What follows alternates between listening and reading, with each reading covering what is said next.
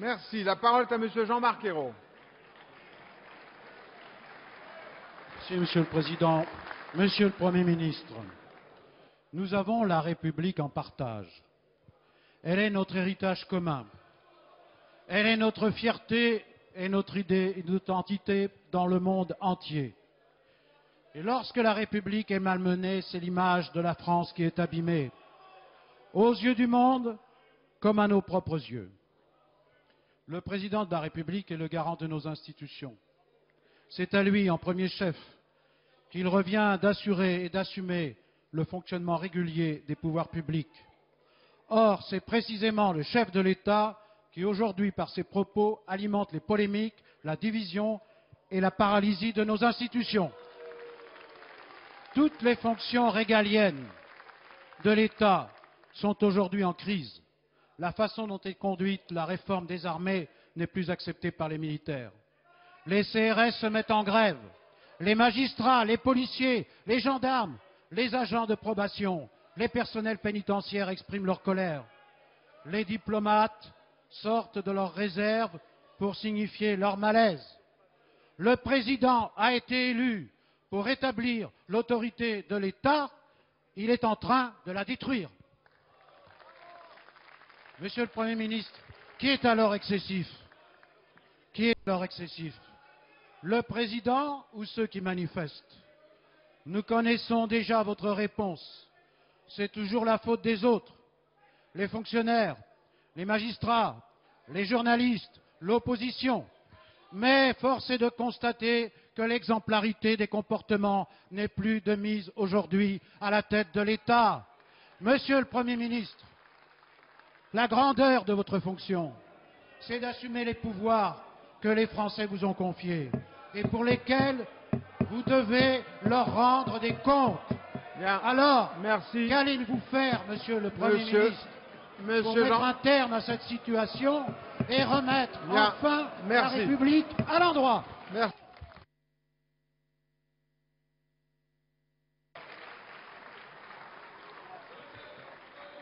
Monsieur le Président, Mesdames et Messieurs les députés, Monsieur le Président Ayrault, la République, c'est notre bien commun et l'autorité de l'État, c'est à nous tous de la faire respecter. Et faire respecter l'autorité de l'État, ça n'est pas fuir les responsabilités, ça n'est pas refuser de regarder les réalités en face. Le martyre de Laetitia a ému toute la France. Et je veux dire, avant toute chose, que c'était le devoir du président de la République de se faire l'écho de cette émotion avec cœur. On peut avoir des débats sur les responsabilités. On peut avoir des débats sur la question des moyens de la justice. Mais je ne comprends pas que l'ensemble des acteurs dans cette affaire ne fassent pas preuve de la même compassion à l'égard des victimes.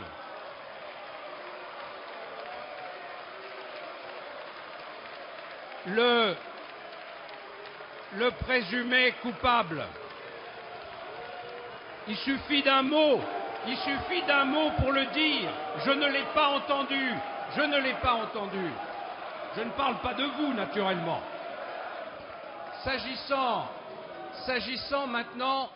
S'agissant maintenant du fonctionnement de la justice, le principal présumé dans cette affaire qui a été mis en examen est bien connu de la justice et il a passé de longues années en prison. Il était prévu qu'à sa sortie, il soit suivi. Il ne l'a pas été. C'est un dysfonctionnement. Personne ne peut le nier. Nous avons diligenté des enquêtes qui diront si les fautes sont des fautes personnelles ou si ce sont des fautes qui sont liées à l'organisation de notre système judiciaire. Eh bien, chacun doit assumer ses responsabilités. S'il y a eu des fautes personnelles, elles doivent être sanctionnées. S'il y a des fautes dans l'organisation même de l'appareil judiciaire, alors c'est notre responsabilité au gouvernement, au garde des Sceaux, au ministre de l'Intérieur, à la justice, que de proposer les corrections pour y remédier. Et c'est d'ailleurs tout le sens du communiqué commun du ministre de la Justice et du ministre de l'Intérieur, il y a quelques jours, qui commençait à donner les pistes nécessaires pour faire en sorte que cette situation ne se reproduise pas. Je connais parfaitement la lourdeur de la tâche des magistrats. Je sais les difficultés auxquelles ils sont confrontés. Et je vous invite sur la question des moyens à faire preuve de modestie, car lorsque vous étiez aux affaires, vous n'avez pas donné les moyens nécessaires à la justice.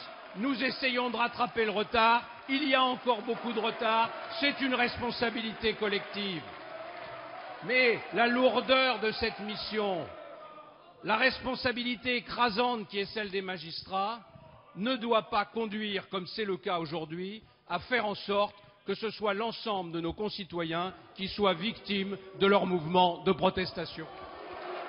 Merci.